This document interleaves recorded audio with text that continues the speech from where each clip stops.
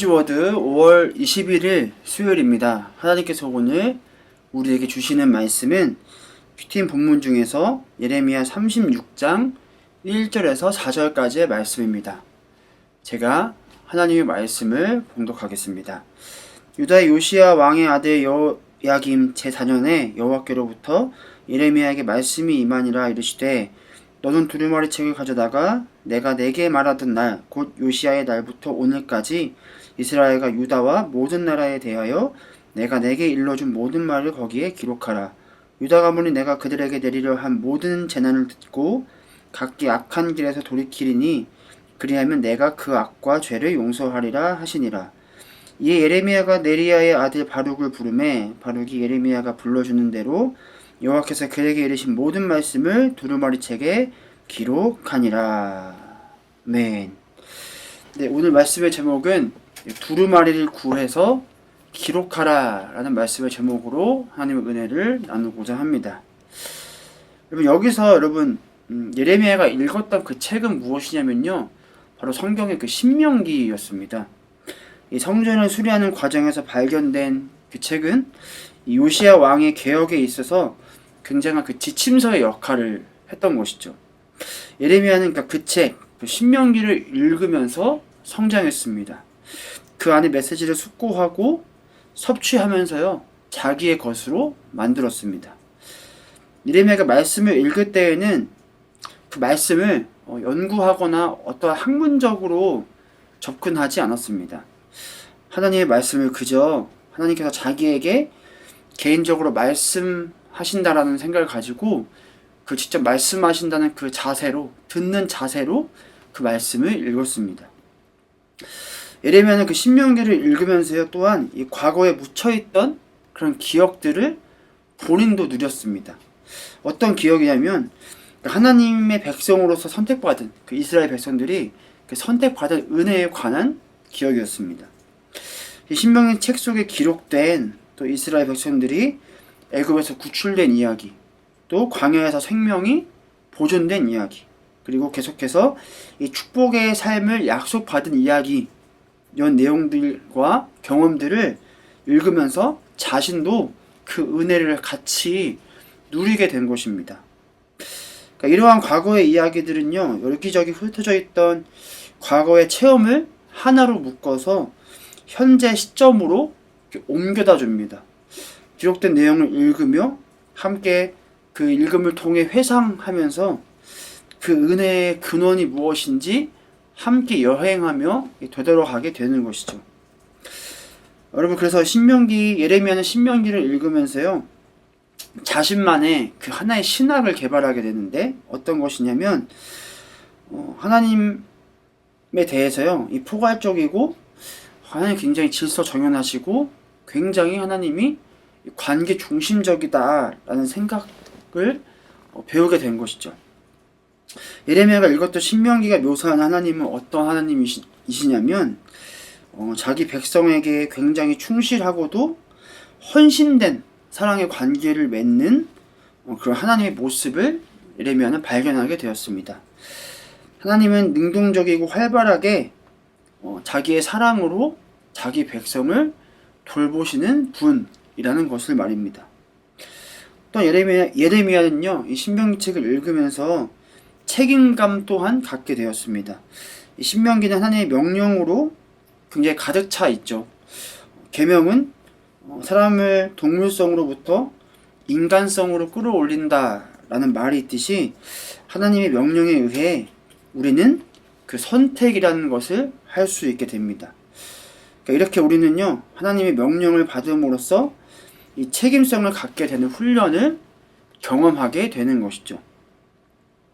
이렇게 신학적으로 또한 신앙적으로 성장한 예레미야에게 하나님께서는 오늘 본문에서처럼 이렇게 명령을 내리시는데요, 2절과 3절 말씀에 너는 두루마리 책을 가져다가 내가 네게 말하던 날 곧 요시야의 날부터 오늘까지 이스라엘과 유다와 모든 나라에 대하여 내가 네게 일러준 모든 말을 거기에 기록하라. 유다 가문이 내가 그들에게 내리려 한 모든 재난을 듣고 각기 악한 길에서 돌이키리니 그리하면 내가 그 악과 죄를 용서하리라 하시니라. 아멘. 여러분, 하나님께서는요, 요시야 왕 때나 예레미야 때나 지금이나, 그러니까 언제나 우리에게 하나님의 그 말씀을 알려주고 싶어 하는 분이십니다. 하나님은 우리가 그 어둠 가운데 있는 것을 절대로 기뻐하는 분이 아니시라는 거죠. 하나님은 우리가 감사하게도 우리가 접근 가능한 형태로, 그리고 언어와 문자의 형태로 자신의 뜻을 드러내십니다. 오늘 말씀처럼 두루마리를 구해서 말입니다.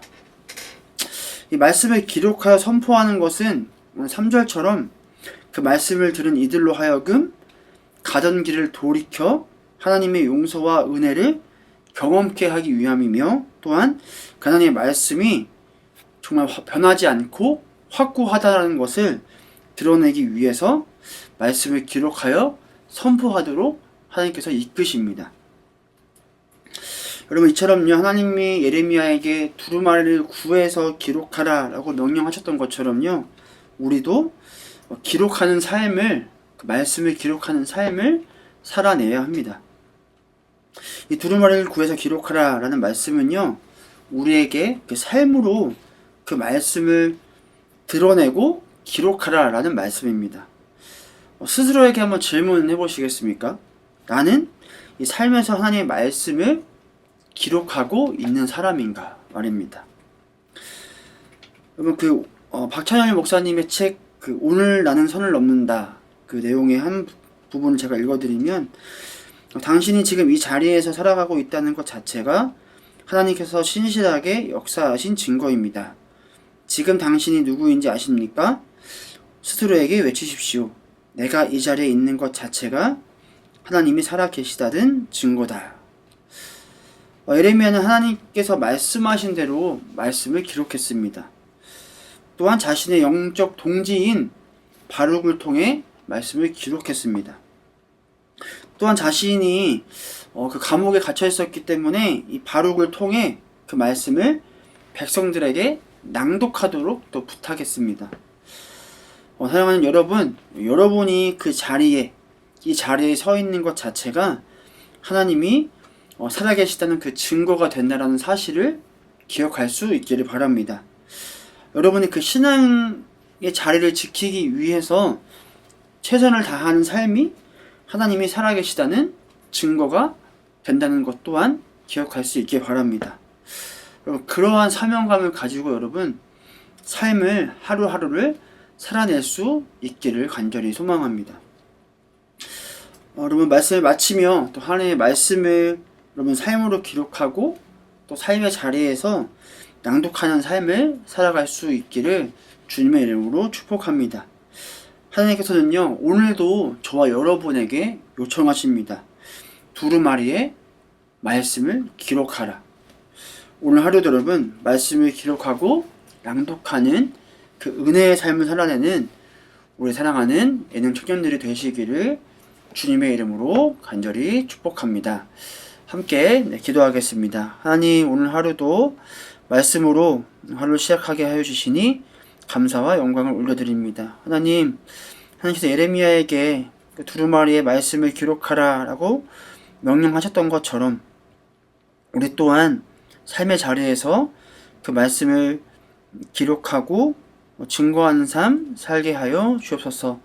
또한 예레미야가 영적 동지인 바룩에게 계신 말씀을 성전에서 낭독하라라고 요청했던 것처럼 우리 또한 삶의 자리에서 나의 삶으로 그 말씀을 드러내고 낭독할 수 있는 나의 삶을 통해 그들이 하나님의 말씀을 읽을 수 있는 내 삶을 통해 하나님의 말씀이 읽히고 드러나는 그런 영광스러운 그리스도의 삶을 살아낼 수 있도록 우리에게 복의 복을 더하여 주시옵소서.